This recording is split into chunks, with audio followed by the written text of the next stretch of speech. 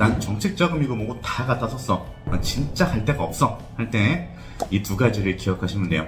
최대 5천만 원까지. 오늘 처음 말씀드릴 금융상품은 미소금융이에요. 신용점수가 낮은 사업자분들을 위한 상품이라고 보시면 될 것 같아요. 이율은 4.5%이고요. 잘 갚아나가면 3.5%까지 떨어질 수 있습니다. 뭐 가장 마지막 코스는 아니지만 가장 좀 뒤에 있는 그런 자금이라고 보시면 될 것 같아요. 미소금융은 각 지역마다 굉장히 숫자가 많습니다. 뭐 서울은 9단위, 그리고 지방은 10단위, 시단위도 그것보다도 많은 경우도 많이 있고요. 미소금융은 각 금융마다 다른 회사이기 때문에 회사마다 규정도 약간씩 달라요. 우리가 신보나 뭐 재단, 기보 이런 데 들어가면 그냥 걔네들은 하나의 기관이잖아요. 하나의 내규를 가지고 그 내규를 해석하는 담당자의 역량은 조금씩 다르지만 그래도 같은 내규를 쓰거든요. 미소는 그렇지 않아요. 그냥 각 가게 회사입니다. 우리가 국민은행, 신한은행, 뭐 기업은행, 그리고 증권사라면은 뭐 하나대투증권, 삼성증권, 뭐 한국투자증권 가는 것처럼 그냥 각각 다른 금융회사라고 보면 돼요.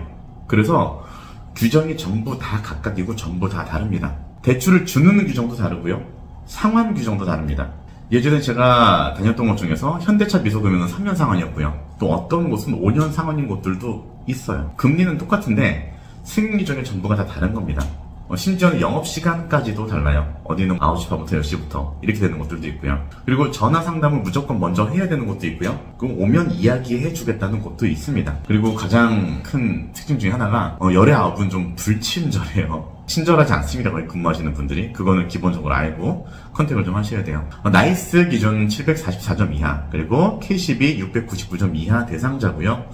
조금씩 다릅니다. 어떤 곳은 저축은행 2군데 이상 쓰고 있으면 안 되고요. 그리고 부채 비율이 150%가 넘으면 안 되는 곳도 있습니다. 근로장려금을 받았는지, 받았으면 해당되는 다른 상품이 또 있으니까 뭐 그것도 물어보는 곳들이 있고요. 그리고 자동차 할부 대출, 담보 대출, 현금 서비스, 신용보증, 부채 비율이 높으면 안 됩니다. 그리고 기본적으로 내 명의로 된 자산이 얼마인지는 좀 알아야 돼요. 많은 곳들이 본인 명의로 된 자산 기준으로 대출을 심사하는 곳들이 많습니다. 그리고 또 앱에서 상담 신청을 하고 와야 한다는 곳도 있어요. 정말로 가지각색이죠. 말씀드렸던 것처럼 진짜 다 다른 회사라고 보면 됩니다. 그래서 전부 승인 기준이 다릅니다. 어떤 분의 케이스 같은 경우는 겨우겨우 700만 원 정도 승인을 받았어요. 근데 그분은 굉장히 기분이 나쁘셨다고 해요. 왜냐면 취조당하듯이 겨우겨우 받았대요. 그래서 700만 원을 받느냐 안 받겠다 그냥 하셔서 안 받겠다라고 이야기를 했다고 하더라고요. 그쪽에 다시 연락을 해서 그랬더니 1,500만 원 승인해주는 경우도 있었다고 해요. 지점장 입장에 생각을 해보면 겨우겨우 해서 700만 원을 승인을 얻은 거예요. 그래서 그동안 했던 업무가 있기 때문에 또 그게 무산되는 건 좀 아까웠겠죠. 본사에 연락해서 다시 승인을 내서 좀 높게 승인이 난 케이스도 있다고 합니다. 그리고 신용점수 같은 경우도 좀 점수가 높아서 여기에 진입 못하는 분들도 계신데 그것도 이야기를 해보면 되는 경우들이 있어요. 내가 뭐 점수가 800점대인데 너무 높다 라고 하는 걸 그냥 이야기하는 거죠. 그쪽에 연락해서. 그러면 미리 본사 쪽으로 요청을 받아놓고 점수를 내리고 오라고 하는 경우들도 있습니다. 처음에 그냥 안 된다고 하면 안 된다고 절대 그냥 끊으면 안 돼요. 조율해볼 여지는 무조건 있는 거니까 꼭 조율을 해보는 거를 권해드릴게요. 그리고 이거는 제가 전 영상에서도 누누이 말씀드렸던 건데 절대 번 돈을 다 쓴다고 이야기하면 안 됩니다. 그리고 너무 힘든 얘기를 절대 하면 안 돼요. 왜냐면 돈을 빌려주는 곳이기 때문에 상환 능력을 봅니다. 만약에 뭐 500 벌어서 이거저거 쓰고 뭐 얼마 내고 얼마 내고 남은 돈이 없다라고 하기보다는 내가 이렇게 계획적으로 쓰고 남아있는 돈으로 상환도 가능하고 이자도 충분히 낼 수 있다 이런 얘기를 해야지만 되는 거예요.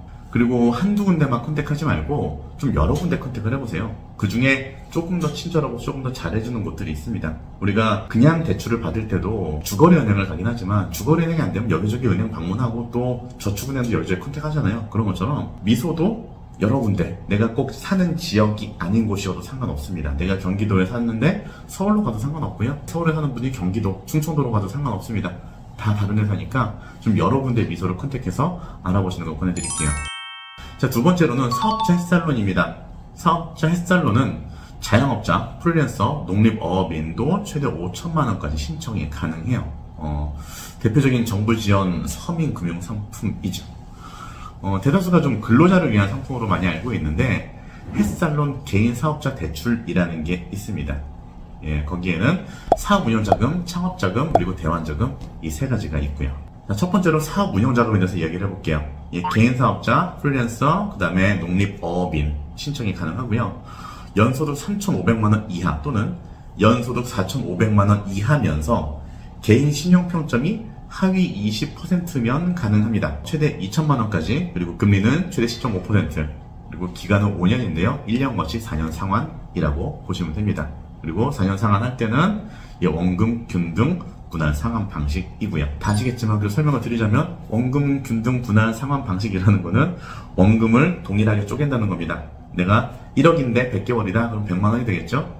이자는 점점 줄어드는 방식이 될 거고요. 두 번째로는 창업자금입니다. 정부나 지방자치단체로부터 창업교육 컨설팅 이수한 후에 창업 중이거나 기업일로부터 1년 이내 창업자 또는 무등록, 무점포에서 유등록, 유점포로 전환해서 창업 중이거나 창업을 완료한 사업자 등록일로 3개월 이내 자영업자가 가능합니다. 최대 5천만원까지 가능하고요. 금리는 동일하게 최대 10.5%까지, 그리고 1년 거치 4년 상환이고요. 동일하게 원금, 균등, 분할 상환 방식으로 진행을 하고 있습니다. 세 번째로는 대환자금이에요. 신청일 기준 3개월이 경과한 대출이 있어야 돼요. 그리고 그 대출이 20% 이상 고금리 채무여야 돼요. 정상적으로 상환 중이어야 됩니다. 그리고 자영업자여야 돼요. 신청일 기준 3개월이 경과한 대출, 20% 고금리, 정상적으로 상환 중인 자영업자. 최대 3천만원까지 가능하고요. 금리는 동일하게 이것도 10.5%까지, 그리고 1년 거치 4년 상환이고요. 이것도 동일하게 원금, 균등, 분할 상환 방식으로 이루어져 있습니다. 승인율이 꽤 높은 편이에요. 그런데 보셔서 아시겠지만 이율이 낮은 편이 아닙니다. 특히 방금 말씀드린 이 햇살론 같은 경우는 진짜 이율이 높죠. 제가 진행해본 것들로는 10% 언저리가 굉장히 많아요. 최대 10.5%라고 되어 있지만 실제로 최대 이율로 대출을 받는 분들도 계시고 8%, 9%의 분들은 굉장히 많습니다. 그렇기 때문에 이렇게 되기 전에 차근차근 계획을 잘 세워서 다른 것들도 알아봐야 되는 거예요. 제가 누누이 말씀드리는 건 정책자금을 접하실 때 절대 내가 지금 쉽게 받아서는 안 됩니다. 순서가 있어요. 직접자금, 간접자금, 간접자금 중에서도 어떤 거 내가 기보를 먼저 갈 것이냐, 신보를 먼저 갈 것이냐, 그리고 직접자금 중에서도 소공인을 갈 것이냐, 중증공인을 갈 것이냐부터 시작해서 재단, 신보, 기보, 그리고 거기서 더 다 썼을 때 갈 수 있는 것들이 쭉 되어 있습니다. 나중에 사업하다가 정말 어렵고 내가 국세 지방세도 못 내서 세금 다 체납되고 그리고 가면은 늦단 얘기예요. 내가 창업을 하면서부터 쓰는 자금부터 시작해서 내가 사업이 잘 되면 또 돈이 필요한 순간들이 생겨요. 그때 필요한 운영자금부터 해서 사업이 잘 돼서 내가 부동산을 구입하고 공장을 짓고 하는 어떤 시설자금부터 해서 이런 것들이 전부 다 사업을 시작하는 단계 초기부터 계획이 세워져 있어야 한다는 겁니다. 오늘은 정말로 마지막에 저희가 접할 수 있는 자금에 대해서 이야기를 해봤지만 저는 이 자금들을 많은 분들이 안 쓰셨으면 좋겠어요. 제가 썸네일에서 말씀드렸다시피 이거는 정말 마지막이에요. 끝까지 왔을 때 감당 가능한 사람만 쓰는 자금이라고 보시면 될 것 같습니다. 그렇게 되기 전에 제가 요 위에 링크 띄워드릴 테니까 거기에서 내가 접할 수 있는, 그리고 내가 좀 미리 알아볼 수 있는 다른 정책자금들에 대해서 먼저 알아보시고 가능하면 이 자금은 가장 마지막에 쓰는 걸로, 그리고 최대한 가능하면 이 자금은 안 쓰는 걸로 그렇게 갔으면 좋겠습니다. 그래도 필요한 분들을 위해 영상 만들었고요. 이 영상이 사업을 하시는 모든 소상공인 자영업자분들에게 도움이 됐으면 좋겠습니다. 오늘 영상은 여기서 마치도록 할게요. 감사합니다.